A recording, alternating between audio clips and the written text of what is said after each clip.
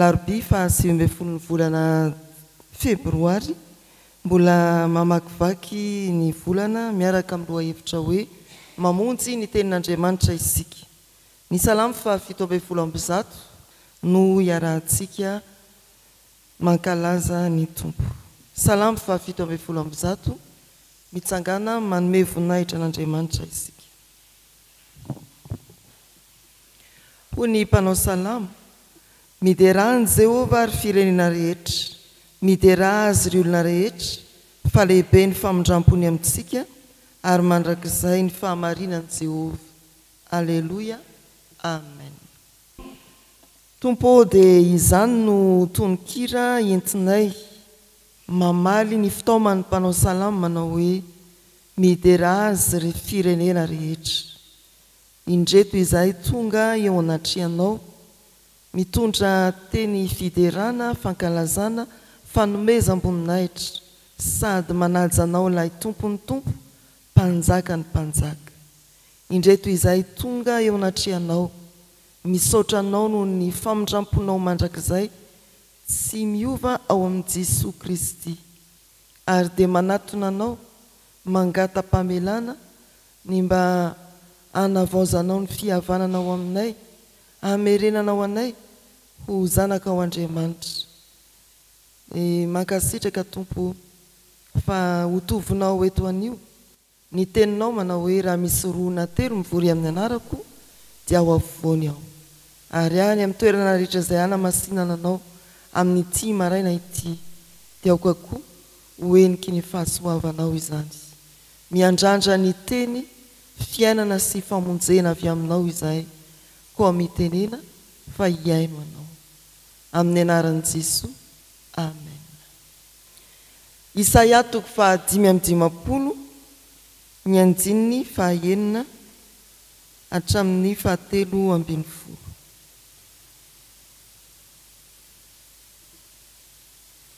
Vakina amin'ny anaran'ny Tompo. Mitadiavan'i Jehova dia ny mbola hita izy, miantsoa azy dia ny mbola akaiky izy. Aoka ny ratsy fanahy afoy ny lalany, ary ny tsy marina afoy ny heviny. Ary aoka hiverina ho amin'i Jehova ireny, fa amindra fo aminy izy. Eny ho amin'Andriamantsika, fa amela heloka dia amela heloka tokoa izy. Fa ny fihevitro tsy fihevitrareo, ary ny lalanareo koa tsy mba lalako hoy Jehova.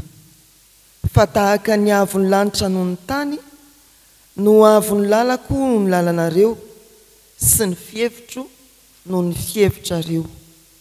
Fa toy ny ranonorana sy ny oram-panala milatsaka avy any an-danitra, ka tsy miverina any raha tsy efa nahavondony tany, ka nampaniry sy nampahavoakatra azy, mba hahatonga voan'ny mpamafy sy hanina ho an'ny mpihinana.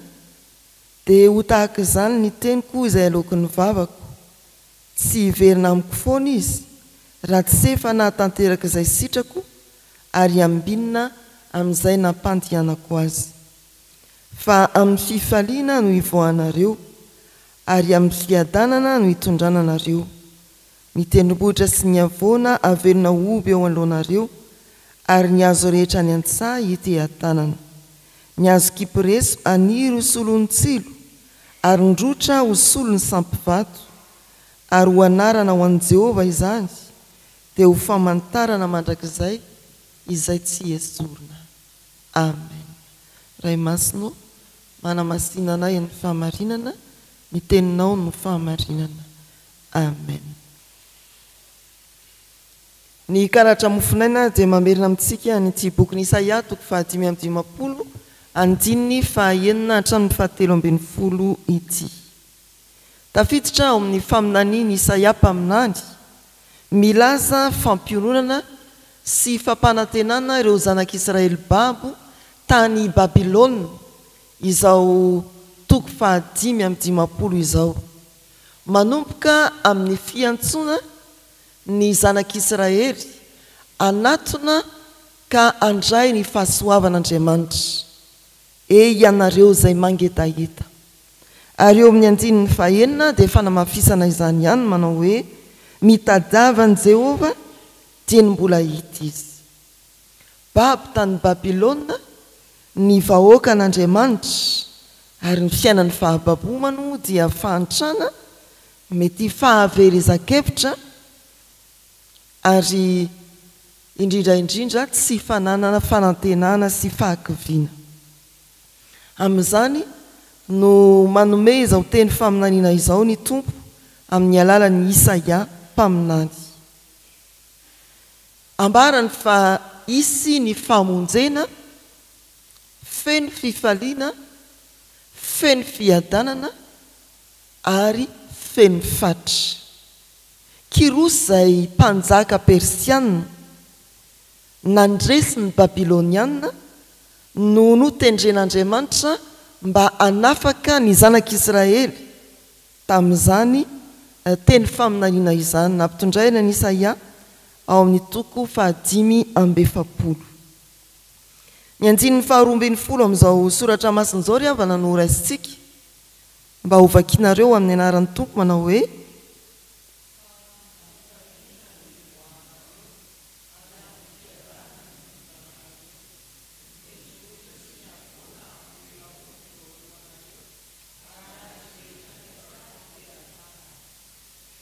sary mahafinaritra zany ry havana.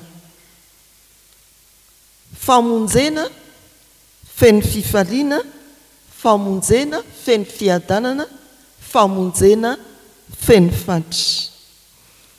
Fa amin'ny fifaliana no ivoahanareo.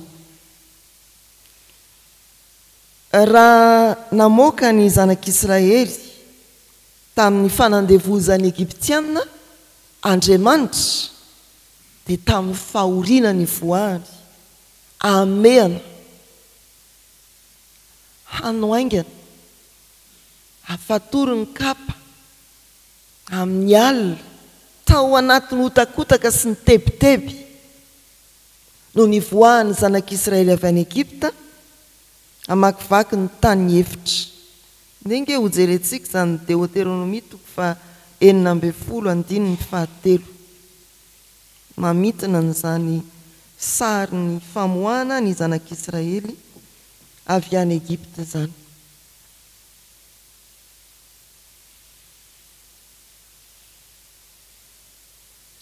Hoy ny soratra masina amin'ny anaran'ny Tompo: aza ny mofo misy masirasira no hoaninao aminy, afotoana hinananao mofo tsy misy masirasira, dia mofo pahoriana fa tampoka ny voanao avy tany amin'ny tany Egypta, mba ho tsarovanao amin'ny andro rehetra iainanao, ny andro izay nivoahanao avy tamin'ny tany Egypta.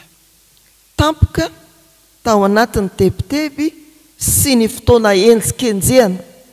Fa ity kosa, araka ny voalaza tany amin'ny fitarihana, dia nomanin'Andriamanitra ny mpanjaka persianina Kirosy hamoaka didy ankamorana mba handefasana ny zanak'Israely hiverina tanindrazana. Tena asa-panafahana samihafa ny fanafahana avy amin'ny Egyptianina sy ny fanafahana avy amin'ny fanandevozan'ny Babilonianina.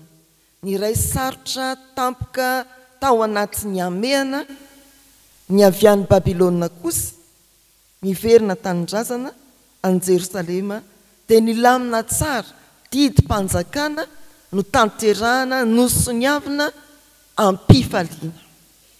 Mety misy karazany tokoa ry havana ny lalana hitondran'Andriamanitra antsika vahoakany amin'ny fanafahana eo ambany vahoan'ny Satana. Misy ao anatin'ny fangirifiriana sy ny fanaintainana mafy, misy dia ampifaliana sy moramora. Iza amin'ireo ny ianao?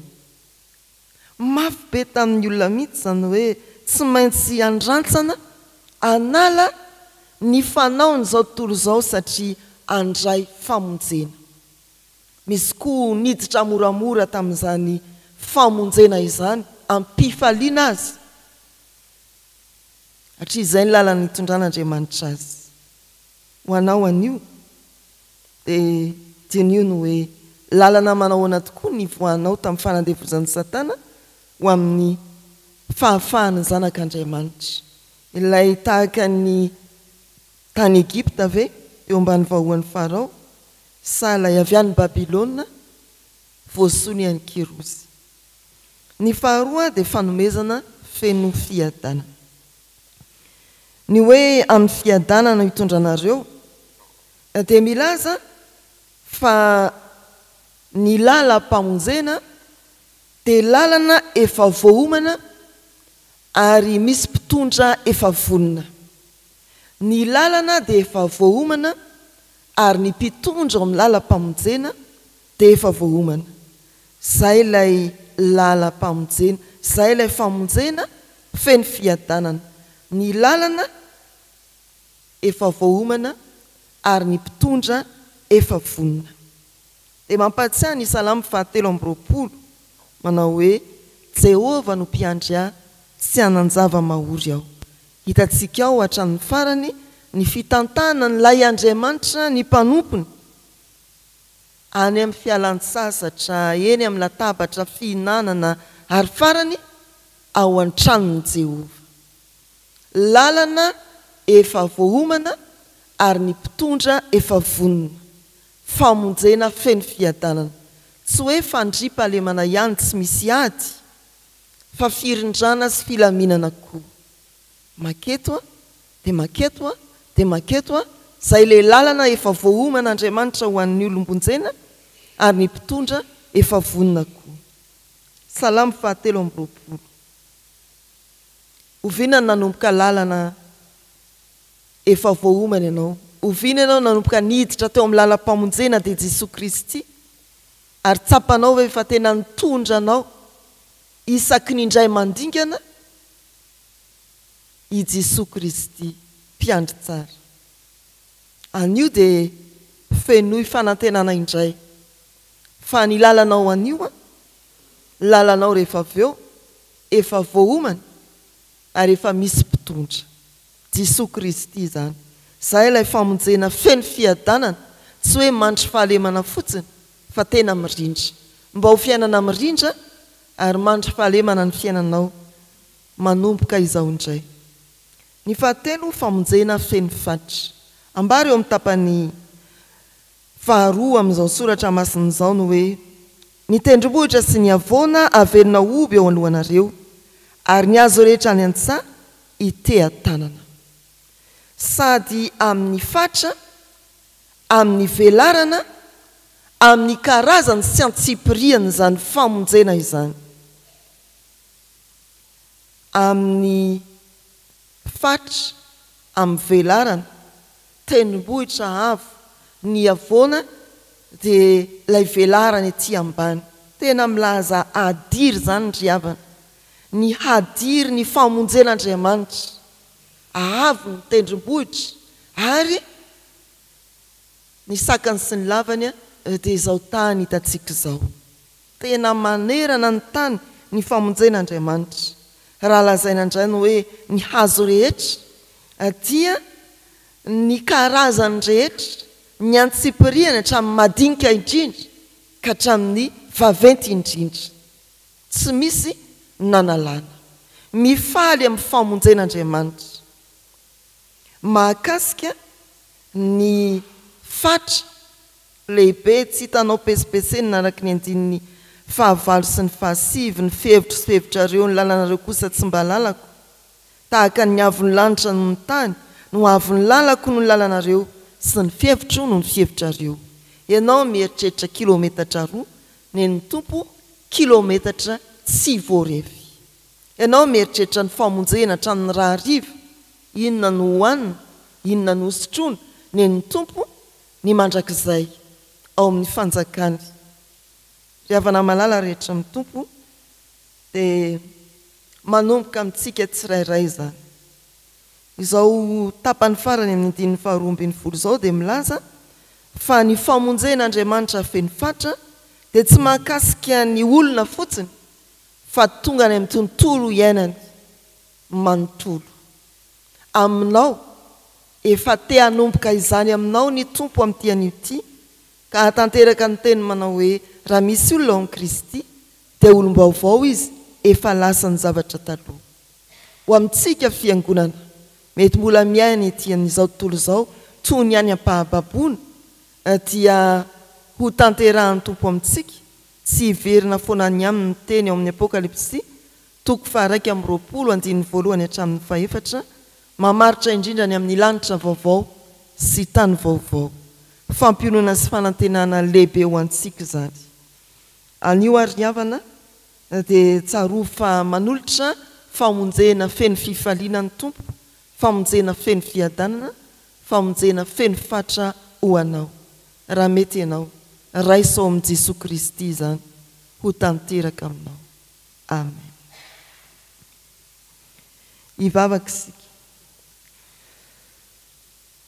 ataony ahoana Andriamanitra ny tsy hifaly satria mamonjy anay ianao amin'ny alalan'ny teny izay nambara taminay famonjena feno fifaliana no atolotra ao fanalananay amin'ny toerana anankiray iainana izao ho amin'ny tsaratsara kokoa ny anio rahampitso ny amin'ny ho avy rehetra miteny aminay ianao fa famonjena feno fiadanana koa no atolotra ao efa voaomana ny lalanay anio sy rahampitso aro mandrakizay ary vonona ny mpitondranay dia Jesosy Kristy lay sady lalana sy fahamarinana ary fiainana tario araka ny teninao izahay misaotra fa famonjena feno fatra no atolotra ao amin'ny adiry dia izao tontolo izao mihitsy no mamatra izany amin'ny karazana dia tsy misy anavanana ny kely na ny lehibe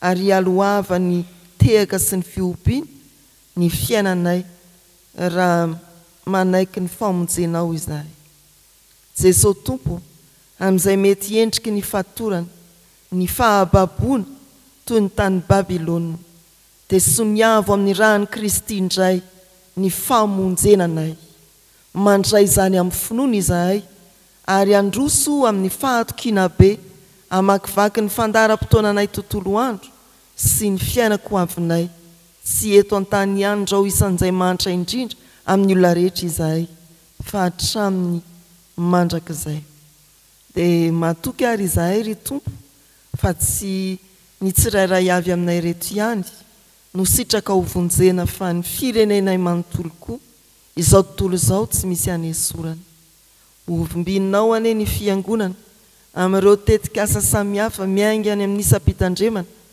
indrindra ny eto amin'ity fitandremana misy anay ity any amin'ny synode apartany ary any amin'ny foibe eny ny fiangonana manerana ny tany koa dia hotsinjovinao tompo amin'ny famonjena feno ireo ankonanay tsy mba tonga teto naizanaiza misy azy ireny efeny andalana amonjy asy mbola ho an-trano mikonokonona sy ny raharaha samihafa ireo mety variana sy mandahanao azy ireo any amin'ny faritany ireo any ampita-dranomasina tompo hoentinay eo aminao izy ireny fa hankany amin'iza moa ao aminao misy teny fiainana mandrakizay dia atambatray ny vavakay amin'ilay vavaka tsara indrindra nampianarin' Jesosy manao hoe rainay izay ny an-danitra ho amasinina ane ny anaranao ho tonga ane ny fanjakanao atao ane ny sitraponao ety an-tany ho taky ny an-danitra meo anay anio izay anina sahaza ao anay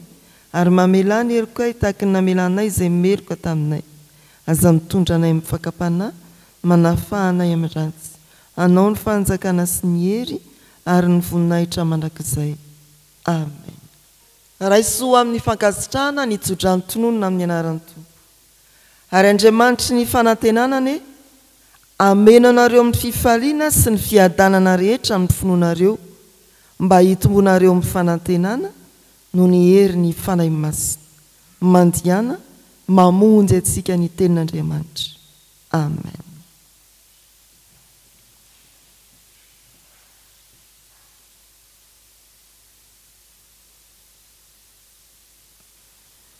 ho an'Andriamanitra irery ihany ane ny voninahitra amin'ny anaran'ny Ray sy ny Zanaka ary ny fanahy masina amen